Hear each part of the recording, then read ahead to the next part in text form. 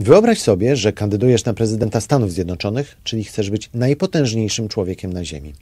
Jest kampania, wszystko idzie dobrze, sondaże dają ci przewagę i nagle dzieje się coś nieoczekiwanego. Czy taka właśnie niespodzianka może czekać świat w tym roku? Może. W tym odcinku opowiemy ci, co to może być.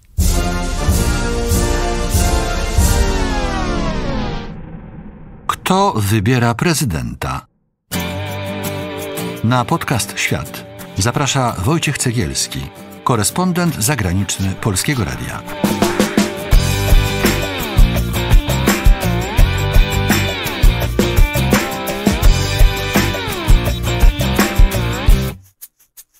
Kto wygra wybory w Stanach Zjednoczonych? Według najnowszych sondaży minimalną przewagę ma Kamala Harris, ale Donald Trump depcze jej po piętach. Tak zaciętych wyborów w Stanach nie było od lat. A to wszystko oznacza, że o tym, kto zostanie najpotężniejszym człowiekiem na Ziemi, może zdecydować mały incydent. Jest niedziela, 20 października 2024 roku. Wojciech Cegielski, zapraszam na Kto wybiera prezydenta.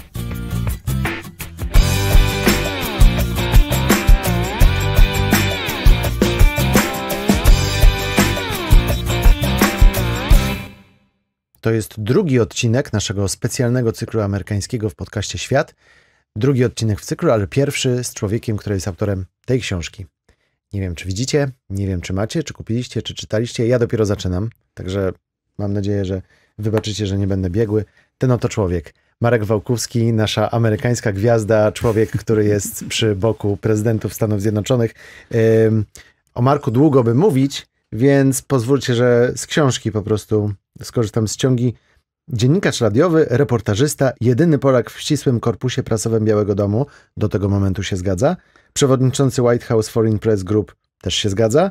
Wieloletni korespondent Polskiego Radia w Stanach Zjednoczonych też się zgadza. Autor bestsellerów Wałkowanie Ameryki, Ameryka po kawałku, To jest napad. No i tej najnowszej, czyli Zakamarki Białego Domu. Marku, dzień dobry. Bardzo dziękuję za zaproszenie i za te miłe słowa. Nagrywamy całą tą serię trochę wcześniej, korzystając z tego, że jesteś w Polsce i promujesz książkę. Ci z was, którzy oglądają nas już po wyborach amerykańskich, wiedzą więcej od nas, ale nie oznacza to, że my nie wiemy nic i o tym właśnie chcemy wam opowiedzieć. To jest cykl pod tytułem Kto wybiera prezydenta? Czy prezydenta może wybrać przypadek? Może, prawda? Może pomóc, może też przeszkodzić, ale często to, co nam wydaje się przypadkowe, jest zaplanowaną częścią kampanii politycznej.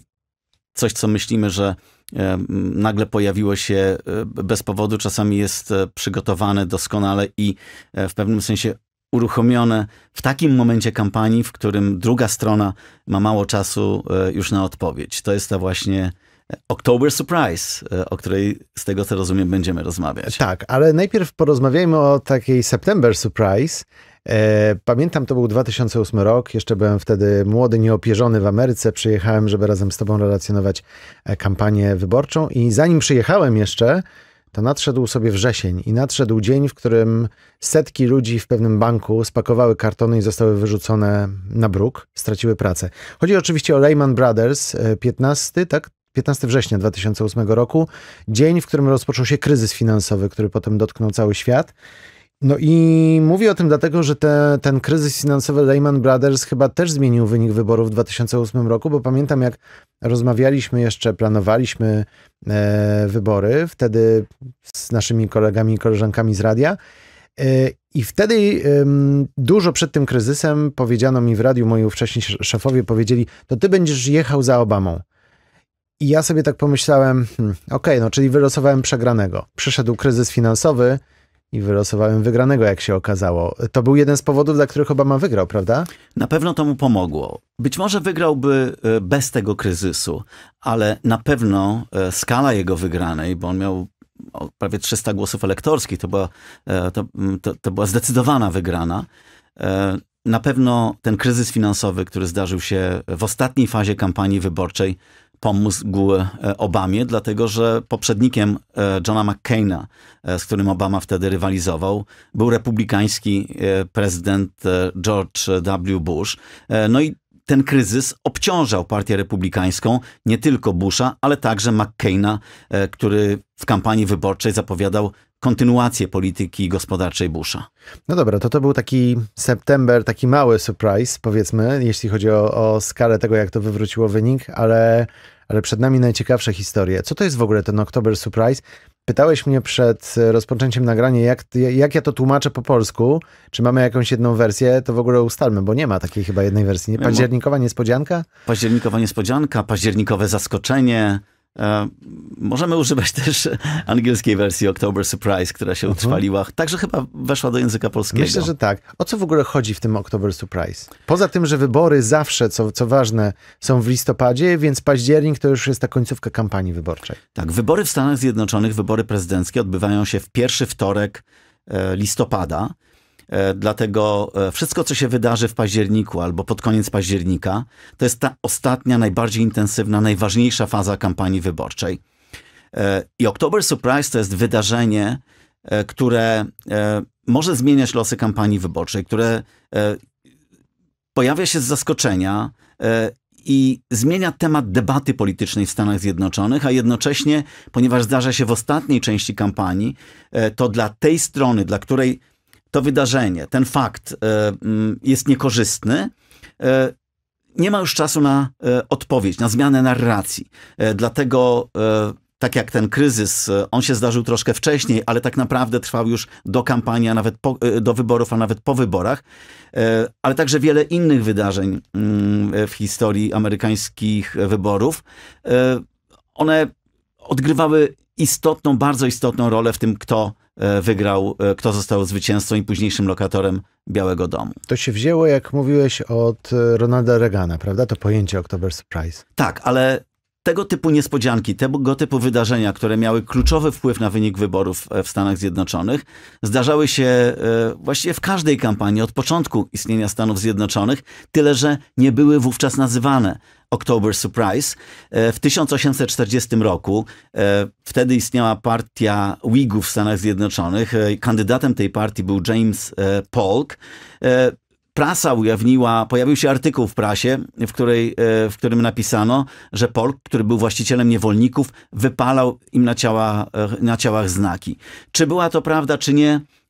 Historycy do dzisiaj się spierają, natomiast ponieważ te informacje opublikowała prasa, stało się tematem walki politycznej. Polk przegrał wybory. Mieliśmy do czynienia także z taką sytuacją w 1880 roku, kiedy prasa opublikowała, i tu wiemy, że to był fałszywy list, że prezydent Garfield popierał imigrację z Chin. Kwestia imigracji przewija się w kampaniach wyborczych w całej historii Stanów Zjednoczonych, wtedy również. No i przez to, że jedna z gazet opublikowała spreparowany list o tym, że Garfield popiera imigrację z Chin, przegrał wybory prezydenckie. Takich przypadków, takich historii można by dużo wymienić. Jedno z takich ostatnich October Surprise, czyli październikowych niespodzianek, które jeszcze nie nazywano październikowymi niespodziankami, to było wystąpienie sekretarza stanu Henry Kissingera za czasów Nixona, który ogłosił, że pokój w Wietnamie jest już bardzo bliski. Tak nie było, ale ponieważ on to powiedział też niedługo przed wyborami prezydenckimi, okazało się, że albo przynajmniej według historyków, według ekspertów uwierzono mu i to również jeszcze bardziej zwiększyło szanse Nixona w wyborach. Oczywiście my za moment powiemy o tym najsłynniejszym przypadku October Surprise.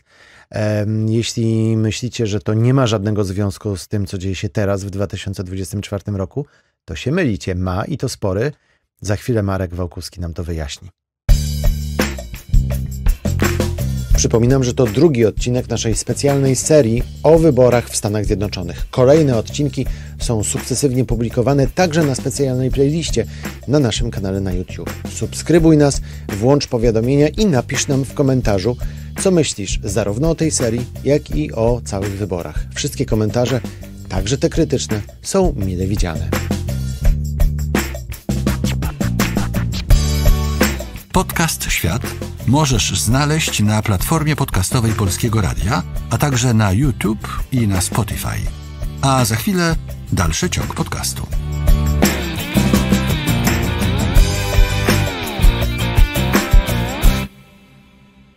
Marku, ten najsłynniejszy przypadek October Surprise, od którego w ogóle cała nazwa się wzięła, tej październikowej niespodzianki, co to było? Nie wiem, czy to był najsłynniejszy i czy był najważniejszy, ale został zapamiętany właśnie dlatego, że wtedy zaczęto używać nazwy October Surprise. Co ciekawe, to określenie nie wiązało się bezpośrednio z wydarzeniem w kampanii wyborczej, ale była to część takiej kampanii sztabu prezydenta Ronalda Reagana, która miała zapobiec potencjalnemu October Surprise. Otóż to była kampania w 1980 roku. Kandydatem Partii Republikańskiej był Ronald Reagan i wtedy szef jego sztabu wyborczego, William Casey, obawiał się, że Carter w ostatniej fazie kampanii, pod koniec października, zawrze porozumienie w sprawie uwolnienia amerykańskich zakładników przetrzymywanych w ambasadzie w Teheranie, co podniosłoby jego notowania i co mogłoby zwiększyć szanse Cartera w wyborach prezydenckich. W związku z tym William Casey udzielił wywiadów, miał kilka wystąpień telewizyjnych, w których ostrzegł i wtedy użył określenia October Surprise. Ostrzegł przed październikową niespodzianką, październikowym zaskoczeniem, które jego zdaniem miało być właśnie ogłoszeniem przez Cartera porozumienia w sprawie Iranu, zakładników przetrzymywanych w Iranie. To się nie wydarzyło, nie było October Surprise. To działanie prewencyjne okazało się nieskuteczne, niepotrzebne, ale określenie October Surprise pozostało w słowniku amerykańskich kampanii politycznych. A potem pojawił się jeszcze taka mikrosprawa na skalę oczywiście amerykańską, bo pojawił się Schwarzenegger, prawda, w Kalifornii. Tak, było dużo takich drobnych niespodzianek. Była sprawa Schwarzeneggera, ale to akurat była w wyborach gubernatorskich. Była bardzo głośna sprawa George'a Busha, w której media ujawniły też w ostatniej części kampanii wyborczej. I ja tutaj chciałem podkreślić, że to niekoniecznie jest przypadek. Czasami są to przypadki, tak jak to, że kryzys Lehman Brothers pojawił się we wrześniu i to nie mogło zostać zaplanowane. W każdym razie jest bardzo nieprawdopodobne, żeby działanie sztabu przeciwników wywołało to wydarzenie, ale czasami jeden sztab ma informacje, które chciałby ujawnić w ostatniej fazie kampanii i tak mogło być z tą niespodzianką, która miała miejsce w 2000 roku, kiedy tuż przed wyborami, 2 tygodnie przed wyborami, media ujawniły, że George Bush został zatrzymany za jazdę po pijanemu kilka lat wcześniej. Na szczęście dla Busha tę narrację udało się zmienić. Bush znalazł wytłumaczenie, powiedział, że przeszedł przemianę osobistą, że przestał pić, że dokonała się w nim nawet taka duchowa, religijna przemiana i wygrał wybory, tak minimalnie, chwyciło. Ale wygrał wybory prezydenckie. Także te October Surprises nie zawsze są skuteczne, natomiast w każdej kampanii pojawiają się tego typu wydarzenia. Raz przypadkowe, a raz najprawdopodobniej zaplanowane i, jak to się mówi, odpalone w tej ostatniej fazie kampanii. Przypomnijmy tylko 2016 rok, najpierw Hollywood Tape, kiedy Donald Trump mówił w dość obscenicznych słowach, kogo i za co łapie. Pamiętasz, nawet ja wtedy z tobą rozmawiałem i mówię, no to chyba jest już po wyborach, że Clinton wygra. Ty mówisz, nie, poczekajmy. Tak było. Pamiętam tą naszą rozmowę, po czym chwilę później e-maile Hillary Clinton, a koniec końców największa chyba niespodzianka w wyborach, przynajmniej tych, które pamiętamy, wygrywa Donald Trump. 2020, no to chyba rozumiem, że COVID Trumpa wszystko zmienił, prawda? Gdyby nie było COVID-u Trumpa, to może on by i wygrał. Trudno powiedzieć, może, ale bez wątpienia to, że Trump zachorował na COVID, no i tutaj trudno posądzać sztab Bidena na to, żeby tę sytuację wywołał. Był to zupełny przypadek. Sprawił, że sprawa COVID-u, sprawa tej odpowiedzi rządu amerykańskiego, administracji Trumpa na epidemię, na pandemię, stała się znowu głównym tematem w kampanii wyborczej. Trump starał się zmieniać tematy, starał się mówić o kwestiach gospodarczych, chwalić się swoimi sukcesami jeszcze sprzed pandemii, no ale w momencie, w którym zachorował, znowu Amerykanie zwrócili oczy na pandemię i przypomniało im się, że Trump nie radził sobie z pandemią. Przypomnieli sobie te wypowiedzi Trumpa, kiedy mówił o tym, żeby odkażacze pić, albo mówił, że nie ma w ogóle pandemii, że nic tak naprawdę się nie wydarzy. Także to miało duży wpływ. Ja nie wiem, czy decydujący, ale na pewno odegrało ważną rolę w kampanii. Ja, będąc w Stanach Zjednoczonych, jako jeden z takich największych, najbardziej znaczących October Surprises, postrzegam to, co wydarzyło się w kampanii wyborczej 2004 roku, Busha i Kerry'ego, kiedy w Stanach Zjednoczonych było ogromne niezadowolenie wojną w Iraku. Bush był bardzo za to krytykowany. On prowadził kampanię, przekonując Amerykanów, że jest zagrożenie wojną z terroryzmem i że tylko on Amerykanów przed tym zagrożeniem obroni. Ja pamiętam mieszkańców małych miasteczek, którzy się bali terrorystów wówczas, no ale jednak temat przesunął się na wojnę w Iraku, co było korzystne dla Kerry'ego, ponieważ Amerykanie już wtedy byli przeciwni w większości wojnie. Nagle pojawia się w Al Jazeerze wypowiedź, nagranie wideo Osamy Bin Ladena, który co prawda nie opowiada się po żadnej stronie, nie mówi, którego kandydata by wolał, który jest korzystniejszy dla niego, czy dla Al-Kaidy, czy dla terrorystów, ale ponieważ się pojawił, przypomniał Amerykanom o sobie, przypomniał o atakach z 11 września, przypomniał o zagrożeniu terroryzmem w Stanach Zjednoczonych, co zostało uznane potem przez większość ekspertów za wydarzenie, które pomogło zwyciężyć w walce o reelekcję George'owi Bushowi. A zwolennicy teorii spiskowych powiedzieli potem, że prezydenta wybrał szef Al-Kaidy Osama Bin Laden. Zapewne. Marek, ale dlaczego my w ogóle o tym rozmawiamy? O tym October Surprise. Dlaczego to jest takie ważne w tych wyborach? Te przypadki albo te właśnie takie rzeczy, które w ostatniej chwili występują w kampaniach? Jest kilka powodów.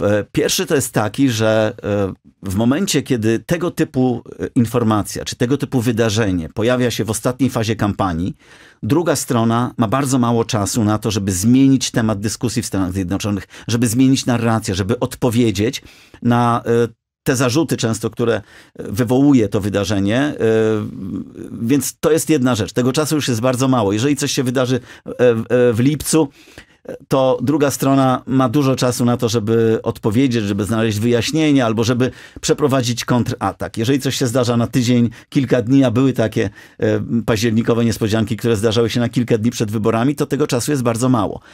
Druga sprawa to jest taka, że w kampaniach wyborczych zwykle jest tak, że o zwycięstwie decyduje nie tyle, kto ma rację w jakiejś debacie, który sztab ma lepsze argumenty, kto kogo przekona, ale to, co jest tematem narodowej dyskusji. Są tematy, które pomagają kandydatom republikańskim, są tematy i sprawy, które pomagają kandydatom demokratów. Jeśli na przykład tematem narodowej dyskusji w Stanach Zjednoczonych w czasie tej kampanii, tematem, który się pojawia najczęściej w mediach, w dyskusjach Amerykanów, jest sprawa migracji, czy nielegalnej imigracji, jest to temat korzystny dla republikanów i zwykle pomaga kandydatom partii republikańskiej. Jeżeli to jest kwestia pomocy społecznej, czy służby zdrowia, czy demokracji, czy aborcji, to są tematy, które pomagają kandydatom partii demokratycznej. Więc jeżeli pojawia się October Surprise, zmienia temat dyskusji w Stanach Zjednoczonych. Nagle dyskutuje się powiedzmy o imigracji, a nagle pojawia się kwestia aborcji i cała Ameryka rozmawia o aborcji. Wtedy jest to korzystne dla kandydata partii demokratycznej. Więc ten kandydat, ten sztab, który będzie w stanie w tej finałowej fazie kampanii wyborczej jakby narzucić swój temat dyskusji ogólnonarodowej, dla tego sztabu, czy dla tego kandydata jest to bardziej korzystne. Nie wiem, pewnie czekaliście cały odcinek, żeby usłyszeć to pytanie, czy też bardziej odpowiedź na to pytanie. Nagrywamy się w połowie października, więc ci, którzy oglądają nas po wyborach, to już wiedzą, czy było surprise, czy nie. No ale najważniejsze pytanie tego odcinka. A w tym roku co nas zaskoczy w tej kampanii? Albo co może nas zaskoczyć? Wiem, że powiesz, że jeszcze trochę czasu zostało, jeszcze się różne rzeczy mogą wydarzyć. Jeszcze trochę czasu zostało na te finałowe October Surprises. Jest jeszcze chyba troszeczkę za wcześnie, bo zwykle one się pojawiały pod koniec października, ale niektórzy mówią, że już się one wydarzyły. Jednym z takich October Surprise mogą być huragany, dwa, które przeszły nad Stanami Zjednoczonymi, które stały się przedmiotem walki politycznej. Na szczęście ten drugi, Milton, nie był tak groźny, jak się obawiano, więc Ameryka i Floryda się podniosą po tym huraganie. Nie ma tego, na co liczyli republikanie, czyli jakiejś totalnej porażki rządu federalnego, który by obciążał Kamalę Harris, więc to chyba raczej nie będziemy kwalifikować jako October Surprise, ale na przykład pojawiły się niedawno informacje opublikowane przez Boba Woodwarda, czyli tego dziennikarza znanego z afery Watergate. To on był jednym z tych, który ujawnił słynną aferę Watergate, która później pogrążyła Nixona. On napisał książkę, którą wydał właśnie w październiku, w której znalazły się informacje o tym, że Donald Trump kontaktował się potajemnie z Władimirem Putinem, według Woodwarda 7-krotnie od opuszczenia urzędu w 2021 roku. Gdyby nie te huragany, o których wspomniałem, prawdopodobnie byłby to w tej chwili jeden z głównych tematów kampanii wyborczej. Także te huragany trochę uratowały Trumpa, ale wcale nie jestem pewien, jestem w stanie sobie wyobrazić, że temat relacji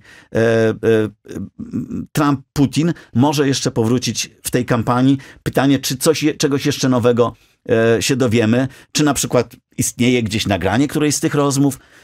To jest trudne do przewidzenia w tym momencie, a może się okazać, że no i to byłaby ta prawdziwa niespodzianka, że pojawi się coś, tak zresztą one działają.